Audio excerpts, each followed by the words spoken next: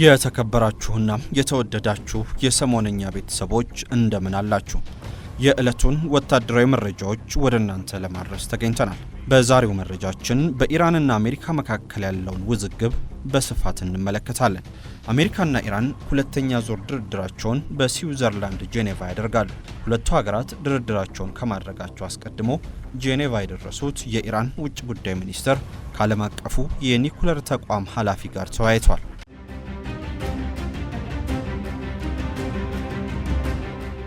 በሌላ በኩል የኢራን ውጭ ጉዳይ ሚኒስትር ከኢራን ውስጥ ሆነው በሰጡት ቃለ መጠይቅ ማዕቀቦች የሚነሱ ከሆነ ኢራን የተወሰኑ ግትር አቋሞችን ልታስታርቅ እንደምትችል ፍንጭ ሰጥቷል።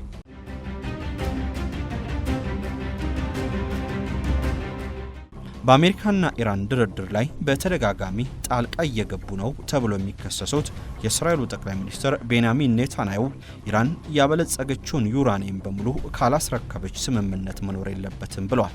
ላይክ፣ ሼር እና ሰብስክራይብ እያደረጋችሁ እስከ ፍጻሜው አብራችሁን ቆዩ እያልን አሁን በቀጥታ ወደ መረጃዎቻችን አለፍን።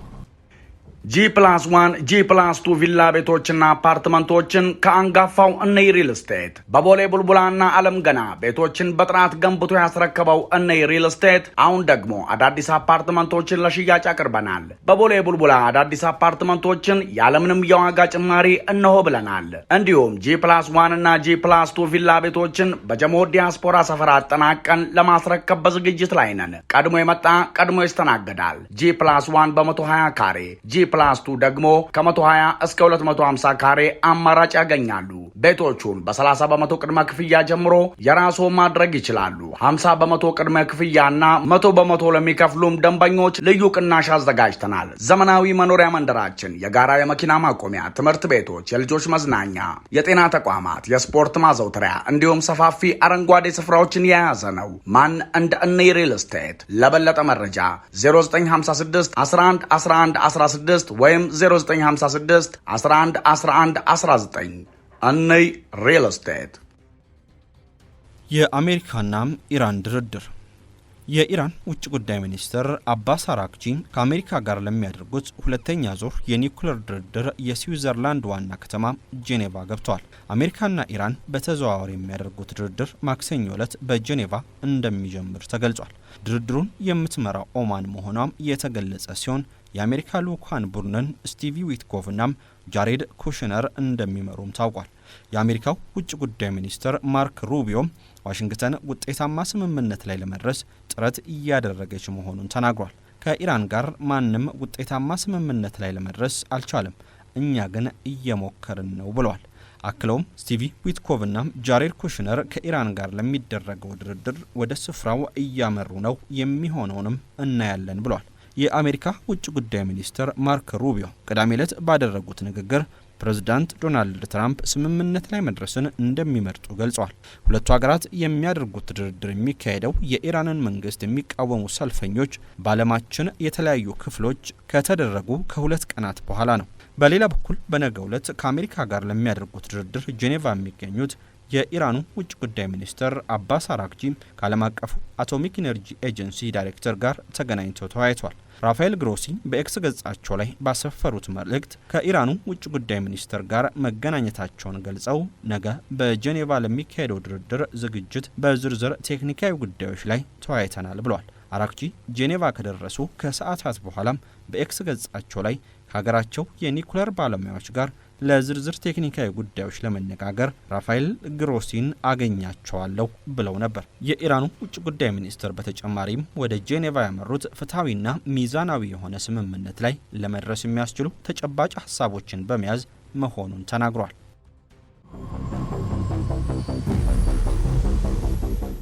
ኢራን ያበለጸገችውን ዩራኒየም ታስረክብ። ቤንያሚን ኔታንያሁ።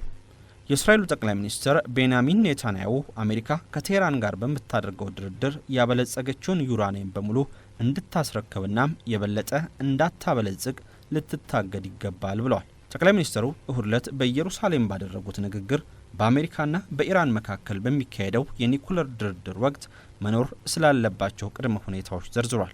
ሁሉም የበለጸጉ ዩራኒየሞች ከኢራን መውጣት አለባቸው ያሉት ኔታንያሁ ምንም የማበልጸግ አቅም መኖር የለበትም ሲሉም ተናግሯል። ኔታንያሁ ይህንን ያሉት የኢራንና የአሜሪካ ባለስልጣናት ማክሰኞ በስዊዘርላንድ ለሚካሄደው ሁለተኛ ዙር ድርድር እየተዘጋጁ ባሉበት ወቅት ነው።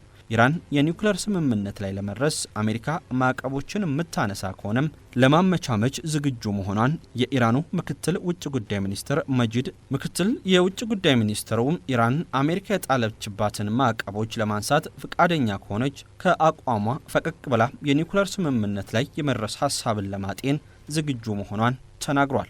ይሁን እንጂ ኢራን ምንም ዩራኒየም ማበልጸግ የለባትም የሚለውን እንደ ቀይ መስመርና በኒውክሌር አለመስፋፋት ስምምነት መሰረት መብቷን መጣስ አድርጋ ተቆጥሯለች። አሜሪካም ኢራን ስምምነት ላይ እንድትደርስ ጫና እያደረገች ሲሆን በመካከለኛው ምስራቅም ያላትን ወታደራዊ አቅም በማጠናከር 2 የአውሮፕላን ተሸካሚ መርከቦችን ወደ ቀጠናው አስጠግታለች። ተጨማሪ የአሜሪካ የባህር ኃይል በቀጠና ውስጥ ሊከሰቱ ከሚችሉ ማንኛቸውም አደጋዎች ይጠብቃሉ ሲሉ የአሜሪካ ውጭ ጉዳይ ሚኒስትር ማርክ ሩቢዮ በስሎቬኪያ በሰጡት ጋዜጣዊ መግለጫ ላይ ተናግሯል። የአሜሪካው ፕሬዝዳንት ዶናልድ ትራምፕ በኢራን ላይ ከሚሰነዘረው ቀጥተኛ ጥቃት ይልቅ ዲፕሎማሲያዊና በድርድር የሚገኝ ስምምነትን እንደሚመርጡ ተናግሯል። የትራምፕ ከፍተኛ ልዑክ ስቲቭ ዊትኮቭና ጃሬድ ኩሽነር ወደ ጄኔቫ በመጓዝ የውጭ ጉዳይ ሚኒስትር አባስ አርጋቺና ልዑካቸውን ያነጋግራሉ። ሩቢዮ ማንም ሰው ከኢራን ጋር የተሳካ ስምምነት ማድረግ አልቻለም፣ እኛ ግን እንሞክረዋለን ብለዋል። አቋሜን ቀይራለሁ። ኢራን አሜሪካ የጣለችባትን ማዕቀቦች ለማንሳት ፈቃደኛ ከሆነች ከአቋሟ ፈቀቅ ብላ የኒውክሌር ስምምነት ላይ የመድረስ ሀሳብን ለማጤን ዝግጁ መሆኗን አንድ የኢራን ሚኒስትር ተናግሯል። የአሜሪካ ባለስልጣናት ቴህራንና ዋሽንግተን የሚያደርጉት ድርድርን ለመጓተቱ ተጠያቂዋ ኢራን እንጂ አሜሪካ እንዳልሆነች በተደጋጋሚ በአጽንኦት ተናግሯል። የአሜሪካ ውጭ ጉዳይ ሚኒስትር ማርክ ሩቢዮ ቅዳሜ ዕለት ባደረጉት ንግግር ፕሬዝዳንት ዶናልድ ትራምፕ ስምምነት ላይ መድረስን እንደሚመርጡ ገልጸዋል። ይሁን እንጂ ከኢራን ጋር መስማማት ለመፈጸም እጅግ አስቸጋሪ ነገር እንደሆነ በማንሳት ወቅሷል። ቴህራን ውስጥ ቃለ መጠይቅ ያደረጉት የኢራን ምክትል ውጭ ጉዳይ ሚኒስትር ማጂድ ታካ ራካንቺ ግን ኳሱ ወደ አሜሪካ ሜዳ ላይ ነው ብሏል። ይህም ስምምነት መፈጸም እንደሚፈልጉ የማረጋገጥ ኃላፊነትን እንዲጣልባቸው አድርጓል ብለዋል። ቅን ከሆኑ ወደ ስምምነት የሚያደርሰውን መንገድ እንደምንወስድ እርግጠኛ ነኝ ሲሉ ማክሏል። የኢራን ዩራኒየም አሁን ያለበት የጥራት ደረጃም ወደ ጦር መሳሪያነት ለመቀየር የቀረበ በመሆኑም የሀገሪቱ መንግስት የኒውክሌር ጦር መሳሪያ ወደ ማምረት እያመራ ነው የሚለው ጥርጣሬ እንዲጠናከር አድርጓል። ኢራን ግን ይህንን ውንጀላ በተደጋጋሚ ስታስተባብል ነበር።